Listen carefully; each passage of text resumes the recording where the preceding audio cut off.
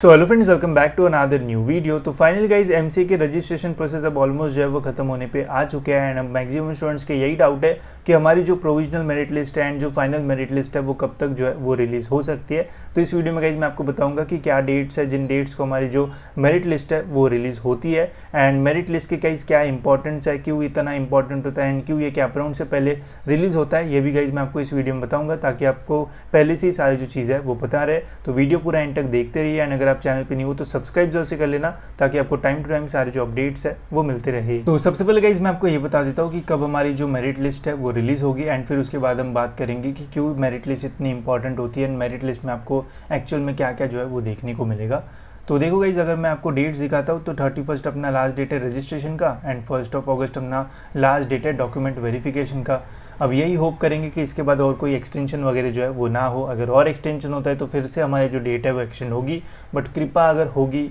मतलब CET cell की students के ऊपर तो डेट जो है वो एक्सटेंड नहीं होगी एंड फिर हमें फाइनली अपनी जो मेरिट लिस्ट है वो देखने को मिलेगी। अगर 1 अगस्त जो है वो लास्ट डेट रहता है अपना एंड कोई भी इसके ऊपर एक्सटेंशन नहीं होता है तो 3 या फिर 4 तारीख को गाइज हमें प्रोविजनल मेरिट लिस्ट जो है वो देखने को मिल जाएगी, जिसमें गाइज आपको अपने जो रैंक्स है वो पता चलेंगे। साथ ही में एक ओवरऑल पूरी जो मेरिट लिस्ट है all India plus Maharashtra students के लिए जो है वो आएगी, जिसमें जितने भी एलिजिबल स्टूडेंट्स होंगे, जितने भी स्टूडेंट्स ने रजिस्ट्रेशन किया होगा, डॉक्यूमेंट वेरिफिकेशन सक्सेसफुली किया होगा, उन स्टूडेंट्स का जो नाम है वो रहेगा एंड उस लिस्ट में जितने भी स्टूडेंट्स का नाम रहेगा बस उतने ही जो स्टूडेंट्स है वो एलिजिबल रहेंगे कैप राउंड प्रोसेस के लिए। ठीक है, तो इसलिए जो मेरिट लिस्ट है वो बहुत इंपॉर्टेंट होती है एंड 3 या 4 तारीख को जो प्रोविजनल मेरिट लिस्ट रिलीज होगी गाइस, उसमें आपको चेक करना है कि आपका नाम, बाकी सारी जो फील्ड्स डिटेल जो है वो सही है या फिर गलत है। अगर कुछ भी चीज़ें अगर आपको गलत लगती है तो आप उन्हें जो है वो चेंजेस कर सकते हो ग्रीवरेंस रेज करके। अगर 3 तारीख को मेरिट लिस्ट आएगी तो 4 तारीख से ग्रीवरेंस का पीरियड स्टार्ट होगा एंड 2-3 दिन का ग्रीवरेंस का टाइम रहता है, जहाँ पे आपको अगर चीज़ें गलत लगती है तो आप सही कर सकते हो। अगर सारी चीज़ें सही है तो कोई भी चीज़ करने की ज़रूरत नहीं है। ठीक है, अगर 3 तारीख को हमारी प्रोविजनल मेरिट लिस्ट आती है तो 7 या फिर 8 तारीख को हमारी फाइनल मेरिट लिस्ट जो है वो आएगी। अगर 4 तारीख को आती है तो 8 या 9 तारीख को हमारी जो फाइनल मेरिट लिस्ट है वो रिलीज़ हो सकती है। ठीक है, तो फाइनल मेरिट लिस्ट में वही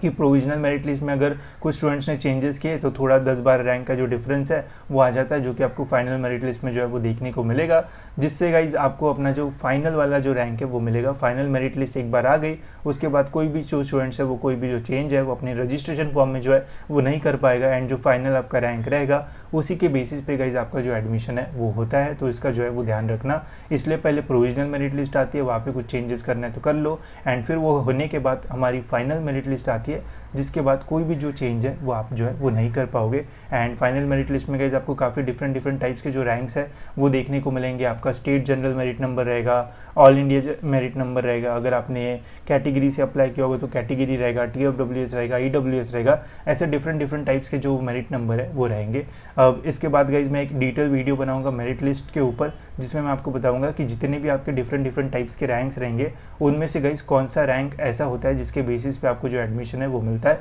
बिकॉज रैंक जो है वो बहुत सारे आते हैं बट एक ही रैंक के ऊपर आपको जो है वो एडमिशन मिलता है एंड वो रैंक कौन सा है वो मैं आपको आने वाले वीडियो में जो है वो बता दूंगा। ठीक है, एंड वो वीडियो आपको जल्दी चाहिए होगा तो कमेंट्स में बता देना, तो वैसे मैं आपको जल्दी जो है वो बना के दे दूंगा ताकि आप पहले से ही जो है वो सारी चीज़ों के बारे में जो है वो अवेयर रहो। ठीक है, बाकी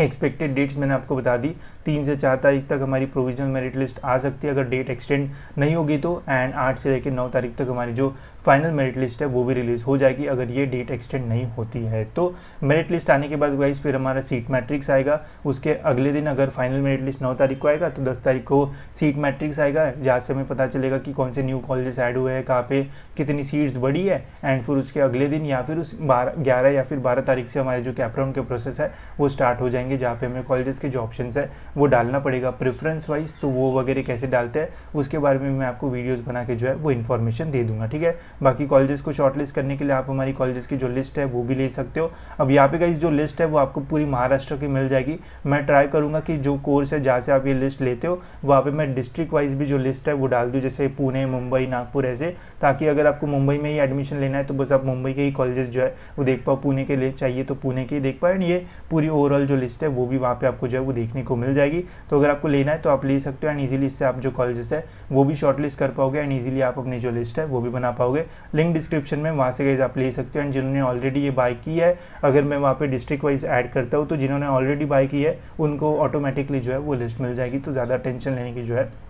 वो ज़रूरत नहीं है, आपको सारी चीज़ें जो है वो वहीं पे मिल जाएगी। ठीक है, बाकी और कोई भी अपडेट आता है तो वैसे मैं आपको टाइम पे अपडेट कर दूंगा ताकि आपको एडमिशन में कोई भी जो प्रॉब्लम है वो फेस ना करना पड़े। ठीक है, तो इस वीडियो में इतना ही, मिलते गाइस ऐसे ही और एक इन्फॉर्मेटिव वीडियो में।